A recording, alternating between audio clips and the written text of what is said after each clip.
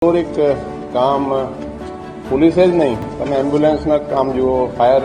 Fighters જે છે, આપણા બીજા પેરામિલિટરી ફોર્સિસ છે, હોસ્પિટલમાં જુઓ ડૉક્ટર્સ છે, પણ કેટલા કમિટેડ તરીકેથી કામ કર્યા છે. તો હું કહી શકું કે આપણા પોલીસ જે આપણે પરિવારના જે તમામ લોકો છે એ બધા ખભાથી ખભા મિલાવીને કામ કર્યા છે. ટૂંકમાં કહી શકાય કે આ તમામ જે એસોસિએટેડ હોય છે ડિઝાસ્ટર મેનેજમેન્ટ સાથે બધાએ વ્યવસ્થિત કામ કર્યા છે. અને હું પોલીસના જ નહીં, બીજી જે પણ પેરામિલિટરી ફોર્સિસ છે